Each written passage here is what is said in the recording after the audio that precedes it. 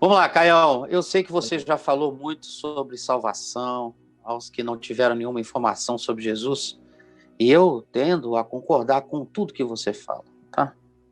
Mas Paulo, em Romanos 10, não parece acreditar que só os que tiveram acesso à informação é que serão salvos.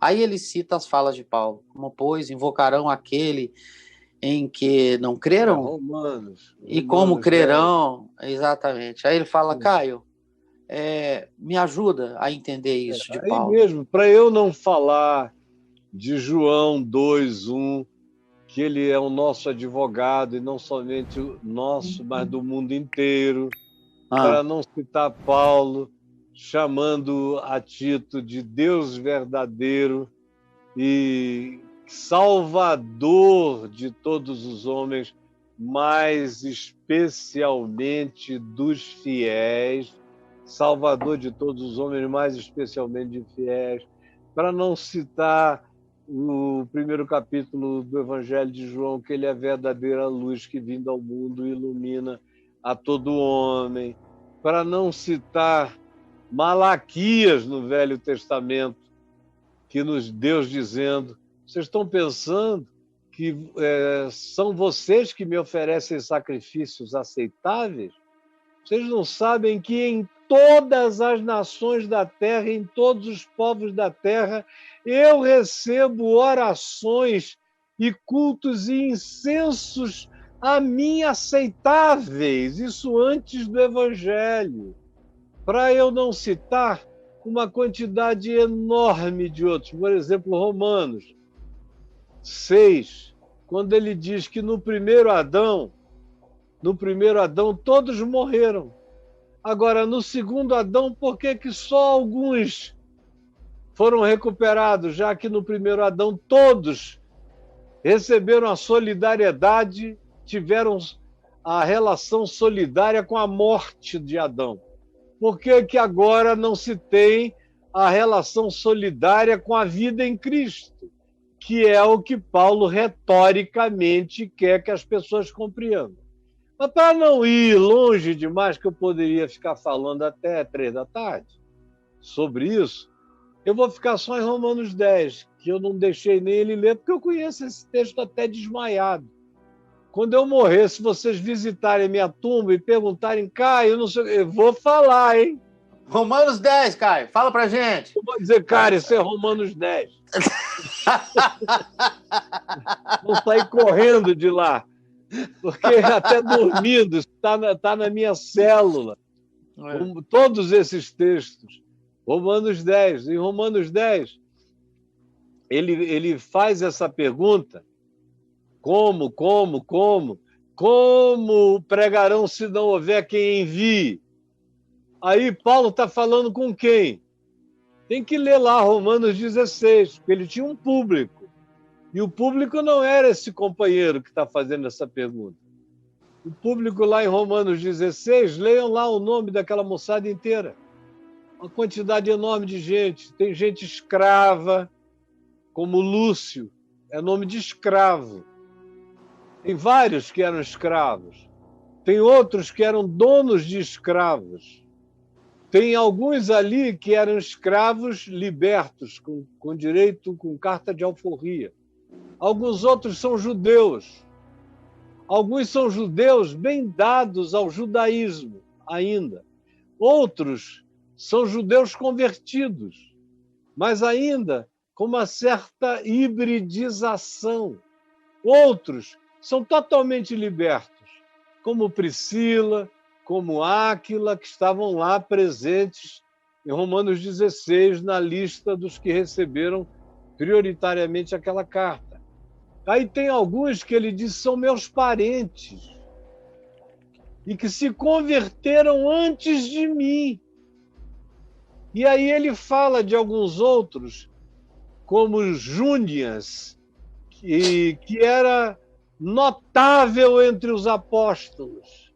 Gente tão lúcida que os apóstolos olhavam embasbacados para eles e para o conhecimento que tinha. Então tinha gente com todo nível de sabedoria e de percepção naquela lista ali para quem ele mandou aquela carta.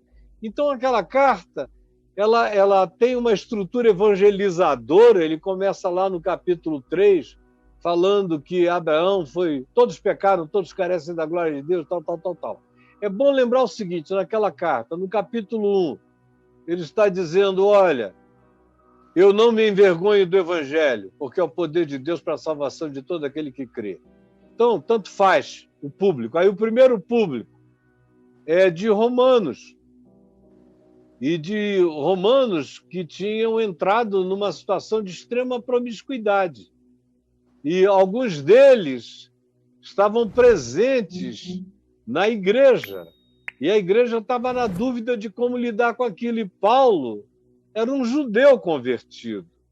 E para ele, todo o ensino que ele tinha recebido era extremamente forte em relação à sexualidade. Não dá para dizer que Paulo era um cara brando em relação à sexualidade, ele era pesado. Aí ele faz uma descrição que vem no capítulo 1, do verso 16 até o 32, falando daquele pessoal que tinha se entregue a tal forma de idolatria. Ele está descrevendo aquela sociedade romana imediata, da Roma mais maluca, cuja cultura influenciava também a igreja. Ele está dizendo, olha, aquela idolatria desemboca nesse culto ao homem, no culto ao prazer, no culto ao hedonismo, no culto à sacanagem, no culto à putaria. É o que ele está dizendo lá, mas é forte o que ele está dizendo. E ele está dizendo que aquele tipo de culto aos objetos, idolatricamente, acaba produzindo objetificação relacional, que era o que estava acontecendo. Os homens tinham virado objetos um do outro. Aí ele pega e fala em seguida dos judeus, e diz, vocês, judeus, que estão aí, lendo aquela carta, estão se sentindo maiores e melhores do que os outros? Eu vos digo que não. Vocês são os grandes hipócritas mentirosos, vocês condenam os idólatras, mas vocês roubam os ídolos, vocês condenam o santuário, mas vocês expoliam o que vocês podem. Vocês são mentira pura. Vocês são os maiores enganos manifestos, porque vocês têm os oráculos de Deus, têm a sabedoria, têm o conhecimento. Aí ele pega e entra no gentil, capítulo 2. Você lê do verso 12 ao verso 16. Ele entra nos gentios sem nenhum conhecimento de Deus, nenhuma informação, e ele diz, olha, tem gente que nunca recebeu nenhuma informação, não sabe quem foi Moisés, quem foi Abraão, muito menos quem é Jesus, não sabem nada. No entanto, eles se apresentam diante de Deus de acordo com a consciência deles. Eles serão julgados pelo que eles souberam, não pelo que eles não souberam. Eles não serão demandados do que eles nunca tiveram, ninguém é. Eles serão demandados do que eles tiveram, como Jesus disse, que ninguém é julgado, é o que Jesus ensinou, pela luz que não teve. Você é julgado pela luz que teve. E os evangelhos estão carregados desse princípio, desse ensino. Aí Paulo dá um cacete nos que estavam cheios de ufanismo, lendo a carta, e de repente cai aquela coisa pesada neles, dizendo, pois, capítulo 3, verso 23, um resumo eu estou fazendo, todos pecaram e todos carecem da glória de Deus. Aí ele inicia, logo depois disso, falando da justificação pela fé, entra em Abraão, diz que Abraão foi justificado pela fé na ressurreição, porque ele era um homem morto para gerar filhos, ele era broxa. Com 100 anos de idade, ele era broxa.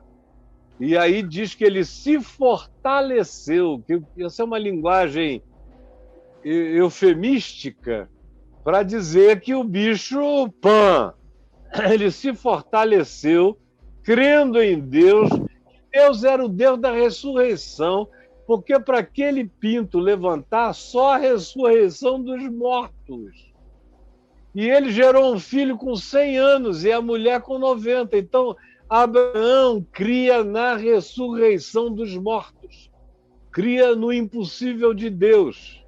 E aí prossegue até que ele chega no capítulo 5.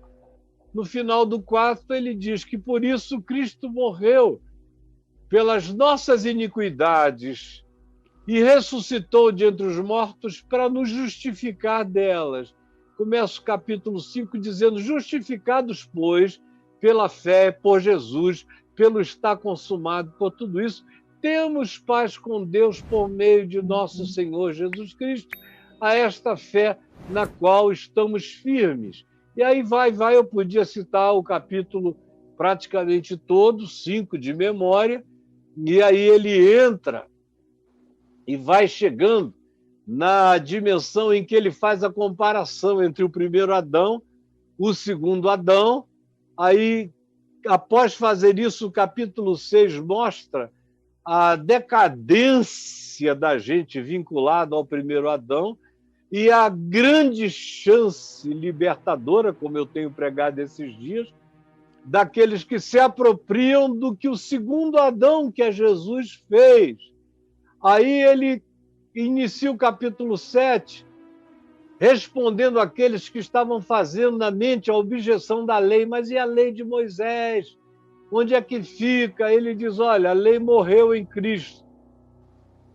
Para que vocês sejam de Jesus, era preciso que o primeiro marido morresse, para vocês ficarem viúvos.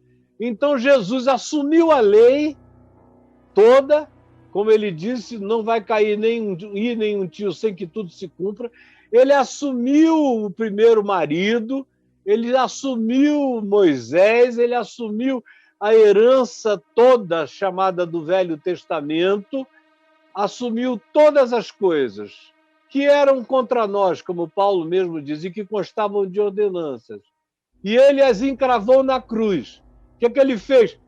Aquele marido morreu em Cristo.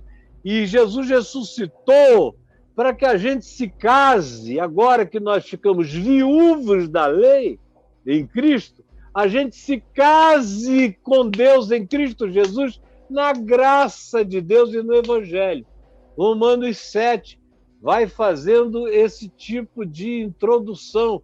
Aí ele chega naquele dilema de gente que diz: bom, mas eu creio em Cristo, mas a minha vida ainda está dentro de uma angústia dilemática, como é que eu faço? Aí ele fala de si próprio, de que a natureza humana é a natureza humana, que ela vai ter que ser mortificada gradativamente. Ele fala dele, do texto que te pegou, Braulio. O querer o bem está em mim, não porém o realizá-lo. Romanos 7. Romanos 7. Que Braulinho conhece muito bem. Adoro. E vai, até que ele entra no capítulo 8. Que ele termina dizendo: quem me salvará? Quem me libertará? Desgraçado homem que eu sou. Meu Deus, olha essa rachadura, essa psicose básica. Aí ele diz: agora, pois, capítulo 8, já não há nenhuma condenação para os que estão em Cristo Jesus, porque o Espírito da vida em Cristo me libertou da lei do pecado e da morte. Vai dizendo como eu posso desenvolver um novo pendor, como ele vai crescer esse pendor, na medida em que eu entender que a lei morreu em Cristo e que eu não me senti, não viver mais com a culpa esmagadora da lei, mas com a certeza absoluta da justificação em Jesus, que está tudo pago e consumado. Sem culpa, eu posso pender na direção do bem. Com culpa, eu só pendo na direção da morte. É a libertação da culpa que me faz pender na direção do bem. Nem Freud entendeu isso. Isso então, é sensacional.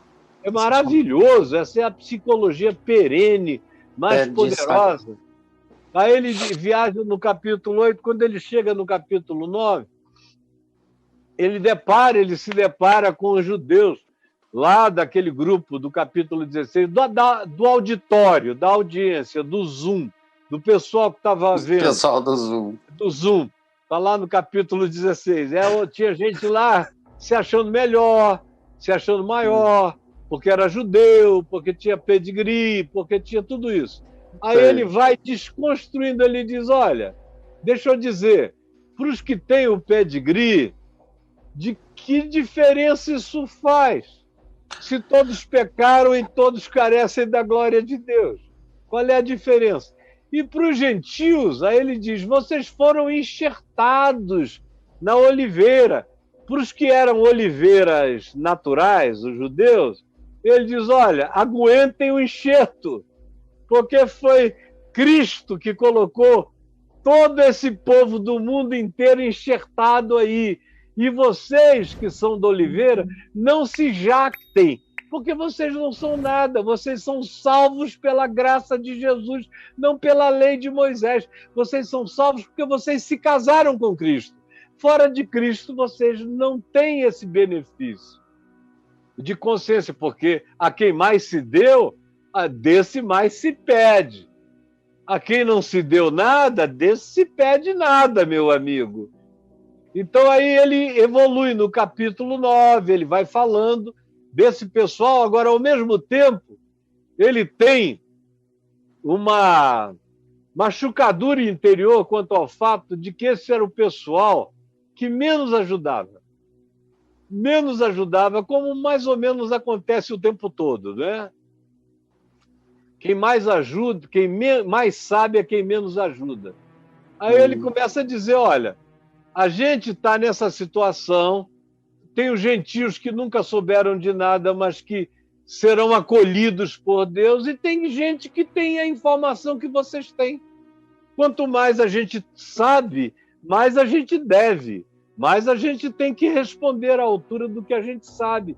Aí no capítulo 10, ele vem com esse argumento. Aqui em Romanos, deixa eu pegar agora, porque eu acho que será conveniente, embora a gente tenha mais quanto tempo, Braulio? Eu estou aqui distraído. A gente ainda tem... Não, já passou do tempo, Braulio. Já acabou, Caio. Passou da hora. Aí ele entra aqui na soberania de Deus, como Deus foi soberano, como Israel se endureceu para que houvesse um espaço para os gentios. Isso tudo aqui é conversa de Paulo com o pessoal do Zoom, lá no capítulo 16. É o pessoal do Zoom. Aí ele fala também dos judeus, da dureza do coração, mas que a boa vontade do coração dele é para que todos conhecessem o Evangelho, no capítulo 10, verso 1. Aí ele diz, porque eu sei que eles têm testemunho, têm zelo de Deus, mas não têm entendimento, a compreensão deles ficou bloqueada. Aí ele descreve isso tudo e chega naquele ponto em que ele diz, se com a tua boca tu confessares a Jesus como Senhor e no teu coração tu creres que Deus o ressuscitou de entre os mortos, tu serás salvo. Porque com o coração se crê para a justiça e com a boca se confessa a respeito da salvação. Porquanto a Escritura diz, todo aquele que nele crê não será confundido. Pois não há distinção entre judeu e grego, uma vez que o mesmo é o Senhor de todos, rico para com todos os que o invocam. Porque todo que invocar o nome do Senhor será salvo.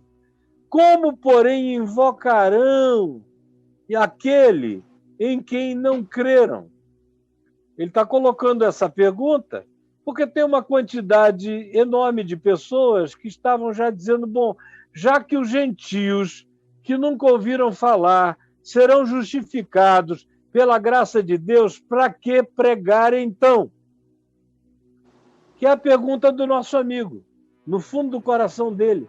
E como crerão naquele de quem nada ouviram? E como ouvirão se não há quem pregue? E como pregarão se não forem enviados?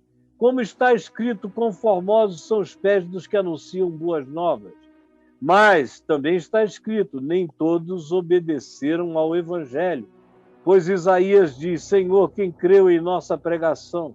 E assim a fé vem pela pregação, e a pregação pela palavra de Cristo. Mas, pergunto, porventura não ouviram? Porventura não ouviram? Lê agora aqui embaixo. Porventura não ouviram? Qual é a resposta de Paulo? A resposta de Paulo parece ser uma contradição. Como crerão se não ouvirem isso, isso e aquilo? Mas Paulo diz, mas será que não ouviram? E ele diz, sim, por certo ouviram. Por quê? Aí ele cita o Salmo 8, meu amigo, que é aquele salmo que diz, desculpa, o Salmo 19, que diz, os céus proclamam a glória de Deus, o firmamento anuncia a obra das suas mãos. Um dia fala de sabedoria a outro dia. Uma noite anuncia conhecimento a outra noite. Não há linguagem. Não há palavra, pregação. Não se ouve nenhum som de voz humana em nenhum lugar. No entanto, por toda a terra se faz ouvir a sua voz e as suas palavras até aos confins do mundo. O que ele está dizendo é que aquele pessoal lá de Romanos 2, que nunca ouviu pregação de homem nenhum, eles ouvem a palavra de Deus. Ninguém tem desculpa.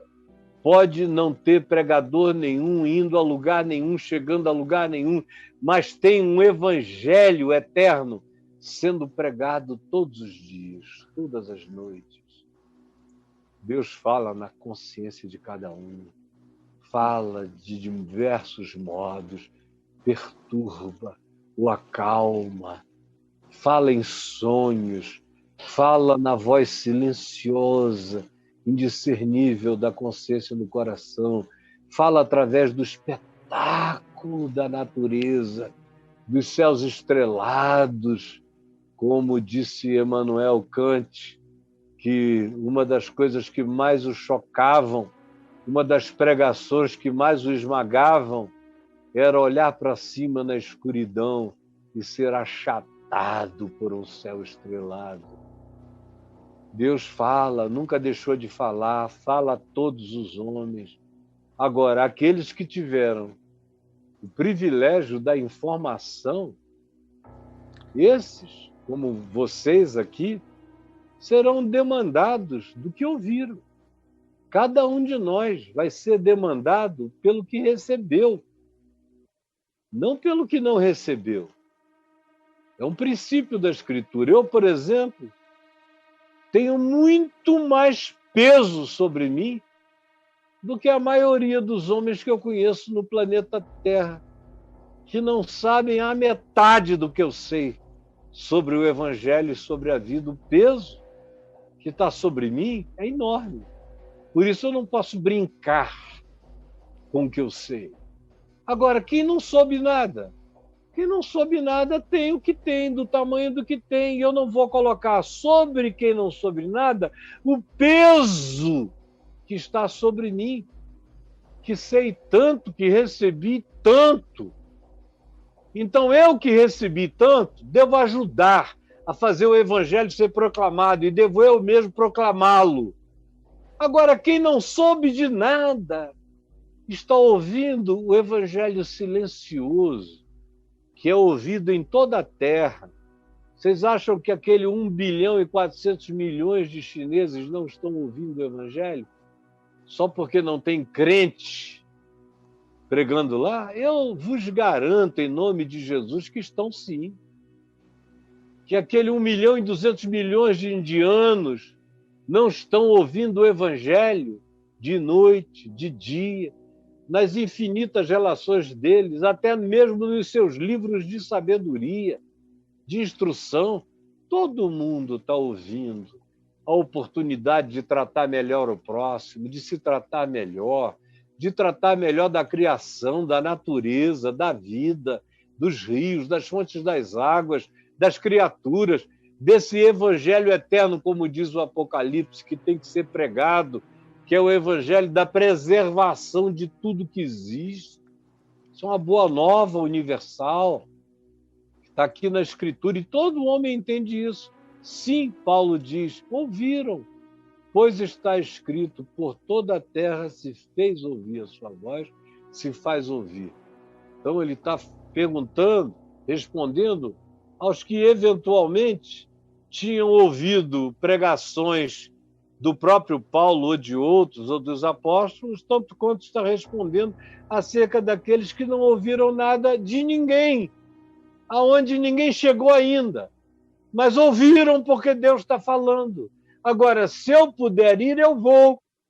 Eu vou porque Jesus me mandou ir e eu vou por uma razão. Eu sei que quando o evangelho chega, os processos se aceleram. Quando o evangelho verdadeiro é ensinado a pessoas verdadeiramente sinceras. Aí uma bomba de natureza quântica explode. E o evangelho vai fazendo as pessoas darem saltos de lucidez. E esse é o objetivo, é criar uma nova humanidade.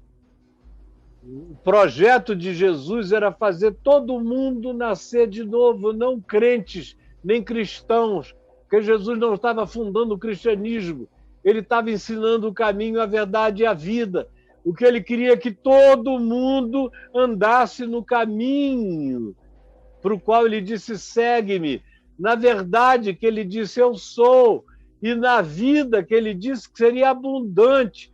Em todo mundo, em todo lugar. E isso não é privilégio de religião. Isso deveria ser uma espiritualidade, um estilo de vida, um modo de ser e de existir.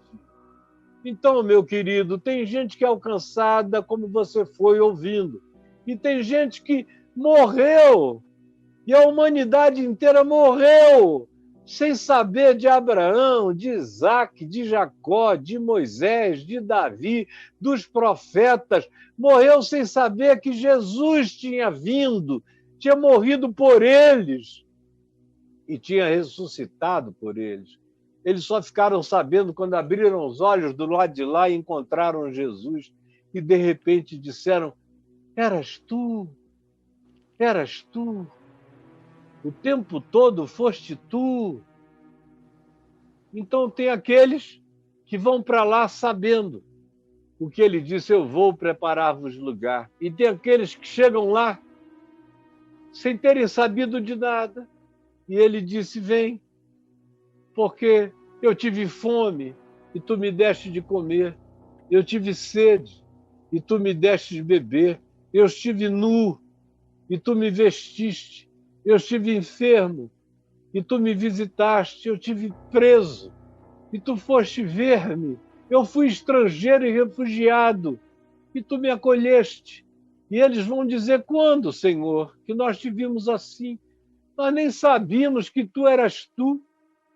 Quando foi que nós te vimos assim? E Jesus lhes dirá, porque vocês praticaram o evangelho. Porque todas as vezes que vocês fizeram isso a qualquer ser humano, em qualquer lugar da Terra, em qualquer geração, em qualquer cultura, em qualquer civilização, sabendo de mim ou não sabendo de mim, todas as vezes que vocês me amaram no próximo, tratando do próximo, foi a mim que vocês deram de comer, beber, vestiram, abrigaram, visitaram e acolheram. Foi a mim. Eu acho que aqui teriam que cessar as dúvidas todas. Tem gente que sabe. E há bilhões e bilhões que morreram sem saber de nada, mas aquele que é o meu advogado, que sei, João diz não somente o vosso advogado, e não somente fez a propiciação pelos vossos pecados, mas ainda,